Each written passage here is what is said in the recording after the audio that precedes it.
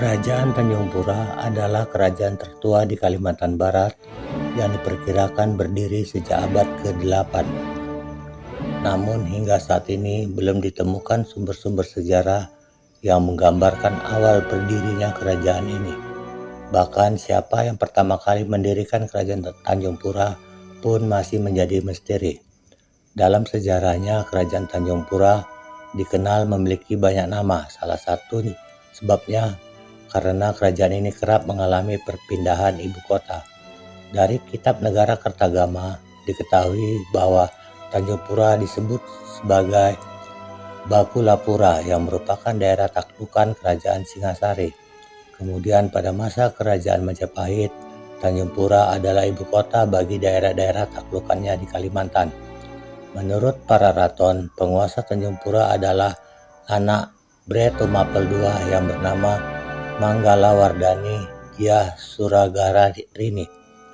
Mulai akhir abad ke-15, ibu kota kerajaan menjadi sering dipindahkan. Alhasil, kerajaan Tanjung Pura kerap disebut dengan banyak nama karena mengikuti nama ibu kotanya. Pada awalnya, ibu kota kerajaan Tanjung Pura terletak di Kabupaten Ketapang sekarang ini. Setelah itu mengalami perpindahan dari satu kota ke kota lainnya. Beberapa hal yang menyebabkan kerajaan Tanjung Pura mengalami perpindahan ibu kota adalah adanya serangan dari bajak laut dan dari kerajaan lain. Perpindahan ibu kota ini dibuktikan dengan adanya situs bersejarah yang ditinggalkan. Dari Ketapang, ibu kota kerajaan Tanjung Pura kemudian dipindah ke Sukadana dan daerah Sungai Matan. Setelah itu dipindahkan lagi ke Indralaya, Kartapura, Desa Tanjung Pura, dan terakhir ke Mulyakerta. Oleh karena itu, kerajaan Tanjung Pura juga disebut sebagai Kerajaan Sukadana, Kerajaan Matan, dan Kerajaan Indralaya. Pada awalnya, kerajaan Tanjung Pura bercorak Hindu. Pengaruh Islam mulai masuk ketika ibu kotanya dipindahkan ke Sukadana. Sultan Muhammad Saifuddin yang berkuasa antara tahun 1622 hingga tahun 1665 menjadi raja pertama yang bergelar Sultan. Upaya kerajaan Tanjung Pura untuk bertahan dengan memindahkan ibu kotanya ternyata berhasil.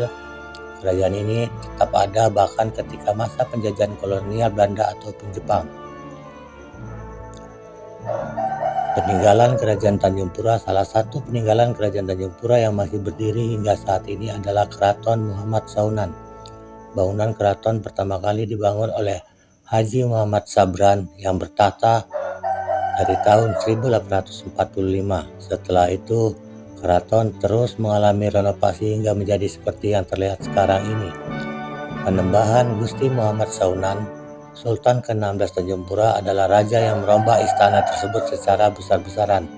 Oleh karena itu, bangunannya lebih dikenal sebagai Keraton Muhammad Saunan. Terima kasih.